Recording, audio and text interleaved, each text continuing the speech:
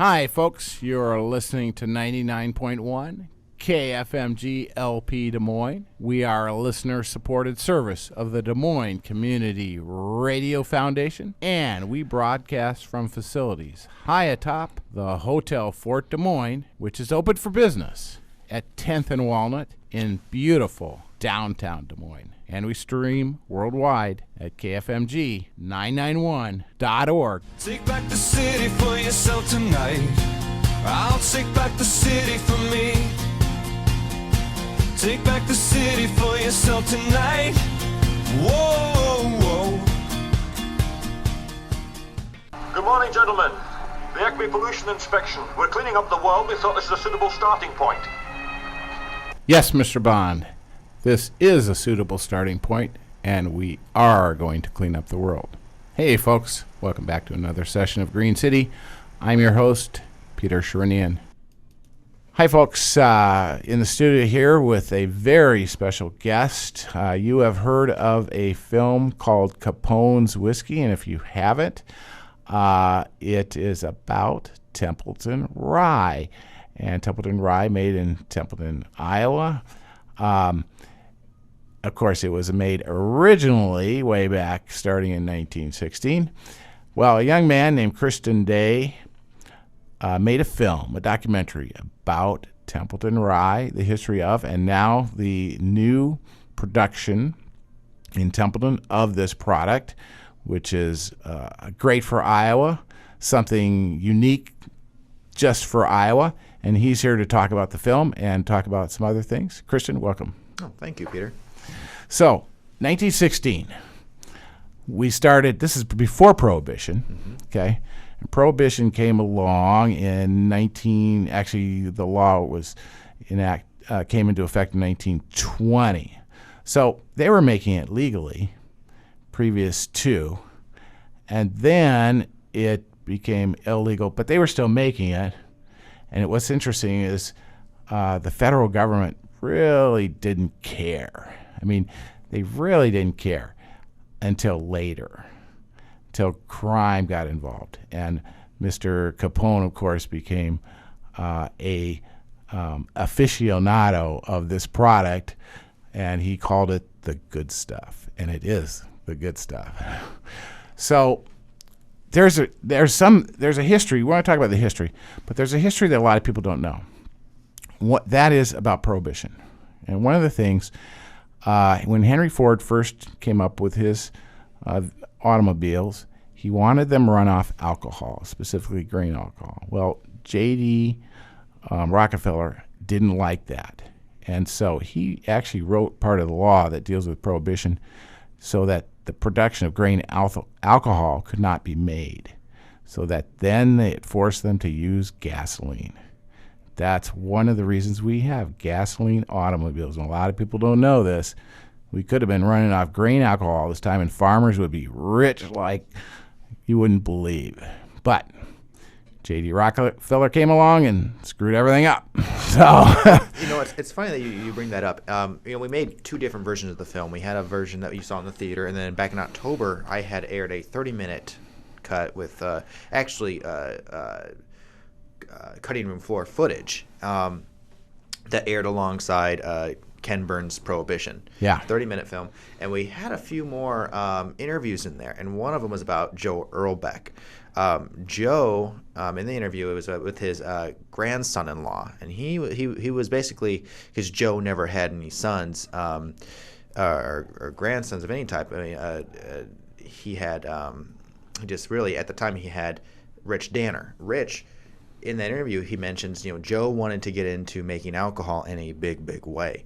He wanted to run vehicles on it. And he said, we can use it to run equipment, and whatever we don't use, we can drink. I mean, he smart man. He saw it in the future, because you think about how cheap it is to make alcohol. Yeah. Especially moonshine, which is the raw Templeton Rye or raw whatever is moonshine. Yeah. And they saw it. In one of the interviews that we did, there was a lady talking about how they knew it was ready when they poured it on the concrete floor and set it on fire. Oh, interesting. Tell me about the film and how you got started. Back in 2010. It was right before the premiere of my last documentary, which was called Brent Housingay, Hybrid Pioneer, which was about a punk rock artist here in Des Moines his work has been displayed all over the United States. And when I was finishing up editing, it premiered on November 2nd at the Old Des Moines Social Club. Okay. And I had put at the beginning, you saw this at the beginning of Capone's Whiskey, it said the Made in Iowa documentary series. Now, I put that in front of my last film, Hybrid Pioneer, thinking it looked neat because I love the Criterion collection when it comes to films on DVD. I don't buy a lot anymore. I used to, but when I do, it's usually Criterion films. Interesting. It looked nice. I really liked it. Well, I thought that I could continue this as a product series, and it was about Iowans. It wasn't just because it was made in Iowa, and it was about Iowans, people that were very significant for Iowa, and not people that everybody knew. Not everyone knew who Brent Housingay was, but it was something from a business standpoint, I could market it outside of Iowa itself and outside the United States, because in the independent world, we really rely on foreign exports. Sure. So we got to get our films overseas. So whereas Hybrid Pioneer was about DIY and the punk lifestyle, get it done, do it yourself. We use the term DIY or die, do it yourself or die. I came up with I had never heard of Templeton Rye, and I had actually my former business partner thought we could possibly get a sponsorship for a film from them. And again, I had not heard about this. This is October 2010, Okay. so not that long ago. Yeah. And I read about him online. I thought, why hasn't this movie been made yet? And so I said, I don't want sponsorship. I want to tell their story. So I wrote a proposal just from the information that was online. And I wrote a budget and got some investors. And, what I had originally written is not at all what I actually made, because, you don't really know, and especially in documentaries, you're really putting the story together. So really the story came out after I had finished shooting it all. But I got some investors, and literally it was I wrote the proposal in November of 2010, got funding by February 2011. That's the fastest I've ever gotten funding for a project. Wow. Started shooting March of 2011, and the film premiered December 4th, 2011. Wow. And I was there. Yes, you were. And I was so impressed by it too. It was a packed house, if you remember. It was 160 people. Yes, it was. It was cool. And of course, our own Gary Monty from KFMG was sort of the sponsor, not sponsor, but he was our MC. MC, that's right. And of course, KFMG. We've been sort of promoting it because we like to do hometown types of promotion, and this was you and a very interesting story. I want to take a moment and say thank you to everyone at KFMG who has really pushed it. They've given me the airtime to talk about it. You guys are there's no one else like KFMG here. Thank you. We really do appreciate that, and we like that. So tell me more. I mean, the history, like I said, goes back to 1916, and then you have the Prohibition era, and those guys really didn't see much action from the feds until a little bit later when Mr. Capone got involved. It was very heavily, we know about the Prohibition part because, the bottle itself says Prohibition era recipe, but it really didn't get huge. Well, it picked up pace about 1928, but it wasn't until 1930s, 1940s is when it really got going. And, part of the problem of getting these interviews, these people are first off in their 90s that we interviewed, and they were kids when this happened. Yeah. And they didn't want to talk about it. The first person I interviewed was 97 years old named Wimpy Stifle from here in Des Moines, who used to be a beer truck driver, and there used to be a key club here, and he worked behind the bar every now and then, and they used to bring Templeton Rye down in crates, and they would put it in the middle of milk trucks from the top because they had it sectioned off. So if you opened up the back, you couldn't see. And he was the first person that kind of sent chills down my spine because he didn't want to talk about it. And I said, Wimpy, these people are dead. Why are you worried? I don't want to talk about it. And it dawned on me later on, Al Capone, we've idolized him in the last 20 years, okay? you and I, when we think Al Capone, we don't. There's nothing fearful there. Yeah. You know, you say Osama bin Laden, Then you think something different. it's a different situation. These people lived the era of when Al Capone was at his high points. And although he did do some good, you know, if you think about it, you know, he used to dress up as Santa and, you know, give presents to the kids. Don't know where those presents came from. Yeah. But the point is he did kill people. Yeah. He was who he was, and we, as now, have made him this idol. We have television shows about him. Yeah. We have T-shirts with him. I have my film's T-shirt has him on it. Yeah. You know, people get tattoos. People, I mean, it's absolutely insane when to think about. 80 years ago, you said Al Capone, and you were like, I Not don't want good. to talk about it. Yeah. Not good. Not good. Not good. And to be honest with you, if there hadn't been Prohibition, Al Capone would have been a nobody. He'd still be in New York City, and all that happened, all the criminal activity wouldn't have happened. Now, and probably, maybe, Templeton Rye would still be made, maybe now, you know, in a better way, the way it is now being produced, safer, you know, no chance of contamination, whatever that goes along with it.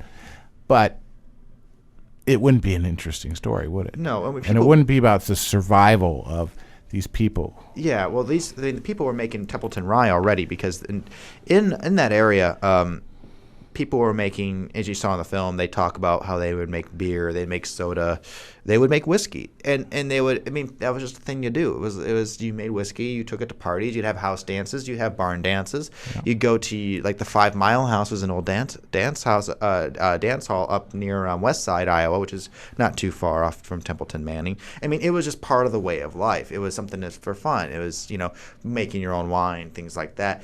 And when, you know, Prohibition happened, I mean, they were making it, but as things got, as the economy went down, and they had a product that people wanted, that's when they saw that they needed to Produce more and make money at it. Yeah, interesting. And, you know, previous to, it's interesting because in the time this country was founded, 1776, people back then drank 3 times as much alcohol as they do today. But one of the reasons was you couldn't drink the water. In a lot of places, you could not drink the water. I mean, well water, especially in a big city like New Amsterdam, then became New York, you know, that was just that's all you had, you know. And so people were smart enough to produce their own hard cider or whatever, but then slowly things got more interesting and more interesting. And then women's temperance movement came along and said, well, we don't want our husbands to be drunk all the time. Well, we could go into a whole nother story about that, but we're not going to. Well, and you notice how we kind of covered that. You remember the historian kind of being like, Yeah. So, this film, you now Templeton Rye is now produced by, is it the grandson? Yes, the Alphonse Kirchhoff, who was, you know, we have Joe Earlbeck. The 2 main whiskey cookers that we talk about was Joe Earlbeck and then Alphonse Kirchhoff. Alphonse Kirchhoff's grandson, Keith Kirchhoff, is now the master distiller for the company. And, you know, it's nice to, I'll be honest with you, from an outsider's point of view, to actually see a family member who was a part of it be a part of this. Yeah. And he's not, I mean, he's part of it. He's not, he's more or less a spokesperson. You know, I mean, he's kind of the image of the company because, you know, when you sit down with them all, I mean, he's the guy he actually played pro football for the Cowboys at one point. Yeah, you know? He's a big guy. He's a big guy, yeah. And a nice guy, too. A sweetheart. He's the guy that you sit down and he'll sit there and tell you stories, you know, and you love to hear them. Yeah. But he wasn't the one who revitalized the company, was he? No. Scott Bush was he came up with the idea of making an illegal product. Gotcha. And Scott Bush is a descendant also of a whiskey cooker. Oh, really? Which we really didn't go too far into it in the film. you saw the interview with Gus Schrader from Wall Lake, and he was the guy with the busy bar in the background talking Yeah. about his dad. Yeah. His dad was Frank Schrader, and he briefly lived in Templeton, and he had moved from Templeton up to Odebolt, and now Gus resides in Wall Lake. Well, Gus is Scott Bush's great uncle, Okay. so he is also a descendant from of a whiskey cooker as well. However, he had left the area, whereas Keith has always been in that area. Okay. So Interesting. So Keith decides, I like Templeton Rye, and I talked to him, and I think when he was in high school, he had somehow learned about some of the history of it, and I think he told me this is something in the back of his mind. This is something he wanted to do, and he did it. yeah, it's one of those things. He's keeping it alive. Yeah. He's keeping it alive with being involved with this legal brand, which I think is very cool of him. And and to be honest, that town is so tight knit about it. They don't and to let it out that way. Yeah. And Keith, when you meet Keith is one of the nicest men you'll ever Yeah. meet. And they trust Keith. Yeah. And they know that Keith is always going to take care of them, and he's not going to ever take advantage of them. Yeah. Well, and I think there's a dignity factor. These people were, hardworking, classic Iowa. They're immigrants and children of immigrants who came here to live life, and work hard and enjoy the rewards of that hard work in whatever way that was credible and reasonable. And so they made whiskey and they made other things, and they enjoyed this. It wasn't for abuse. And then suddenly the government comes along and says, hey, you can't do this. And then the Depression comes along, and everybody's life just sort of goes down the tubes, and they're trying to figure out, how do we survive? We're farmers. We don't want to lose our land. We don't want to. So, well, here's an opportunity. This guy named Al Capone, he likes our stuff, the good stuff. So, we'll sell it to him. And is that necessarily a negative from a legal standpoint? Yes, but from the point of view of, hey, we got to survive. We're human beings. We got families, and you've come along and made this ridiculous law, and nobody likes it, except for the temperance movement, And guess what? They're not the majority of the people in the country. So President Roosevelt comes along and says, hey, we're getting rid of this, and that's what they did. 1933, Prohibition ended. But for a few years there, life was difficult. Mm-hmm. An Iowa farm, they had to do something. But it's a good product. It's a much better product now than it was the way it was made back then. And it's something special for Iowa. Something special from Iowa. And there's a lot of good things from Iowa. You look at the Manna colonies. You look at Pella. You look at some of the other interesting towns and some of the stuff that people produce. This is one of those things. It's a special thing from Iowa. It says something about Iowa. Well, it does. And the thing is, it's two things in my mind. It's an Iowa tradition, but it's also a top shelf liquor. Yeah. And you go to a bar and you see an Iowa product as a top shelf liquor. Iowa City, they pay $11 a shot in Iowa City for that. Whoa. The dram shop is making some money. Yeah, they spend some coin on it, And I have not purchased it in Chicago. I bought a bottle in Chicago because their taxes are a little bit cheaper than Iowa. in Iowa. I'm not sure how much they pay for per shot out there, but it's a good. It's always been a good quality of some type. It would not have gained its popularity back then if it wasn't a quality product. There's obviously some dangers in making it at home. But it's always been. It has held up. Yeah. 90 years. 90 years. That's pretty good.